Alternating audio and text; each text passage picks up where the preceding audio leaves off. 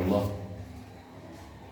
يعني عندها يا جماعة عصفور الجنة عمل العش بتاعه. شايفين العش؟ شايفين الهندسة والمهندس اللي بنى العش؟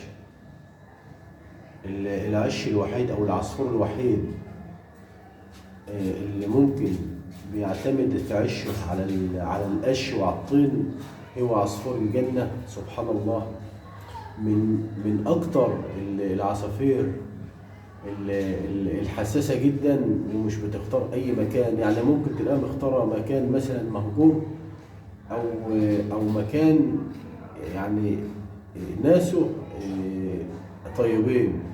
يعني بنلاقي في الأرياف زمان العصافير دي منتشرة جدا، النهاردة قلت، يعني قليل جدا لما تلاقي عصفور جنة. سبحان الله. وكأنهم أخبروهم بأن صاحب المكان طيب القلب ومحب للطيور. جولي بدأوا يبنوا في العش من حوالي شهر ونص. اديتهم الأمان، حطوا البيض ما شاء الله، طلعوا ما شاء الله حوالي 7 زغاليل اهم ما شاء الله ما شاء الله، وبقوا في حالة ممتازة يعني ريشهم، ويعني ما شاء الله العش. شايفين يعني سبحان الخالق، سبحان الخالق. شايفين الجمال. العش ده اللي بيشيله هي الدواء بتاع اللمبة. استخدموها زي العمود او هو اللي بيشيل. وطبعا الطين في الحيط مع القش مع الطين طبعا، يعني زي ما بتستخدم كده الحديد مع الخرسانة. القش ده بيعمل عملية تجانس الطين مع بعضها وبيديها قوة. والقش ده مش عايز اقول لحضراتكم ممكن يعيش سنين على ما هو كده، زي الأماين والبناء بتاع زمان قبل ما الأسمنت والحاجات دي تطلع.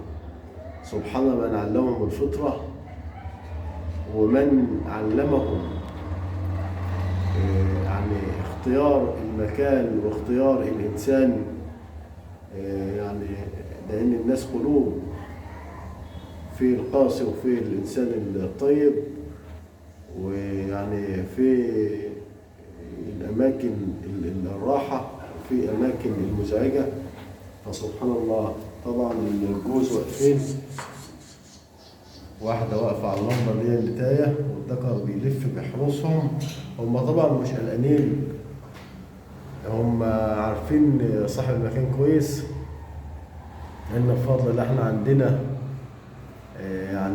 عندنا موهبة الحسة والوصول للطير بسرعة بفضل الله ما شاء الله. سبحان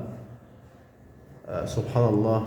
سبحان يعني من خلق الطير وعلمه ما شاء الله. يعني كل ده كوم، والعش بتاعه كوم، وجمال العش ما شاء الله. لله في الآفاق آيات لعل أقلها هو ما إليك هداك، ولعل ما في النفس من آياته عجبا عجابا لو ترى عيناك.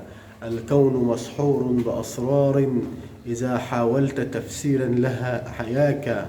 قل للطبيب تخطفته يد الرضا يا مداوي الأمراض من أرضاك. وإسطر الثعبان ينفخ سمه من يا ثعبان بالسموم حشاك. اسأله كيف تعيش يا ثعبان أو تحيا وهذا السم يملأ فاك. وإسطر الجنين يعيش بلا راع ومرعى اسأله من غزاك. واسأل بطون النحل كيف تساقطت شهد وكل الشهد من حلاك. وإسطر الأعمى مشى وسط الزحام بلا اصطدام اسأله من أوراك. وإسطر الثعبان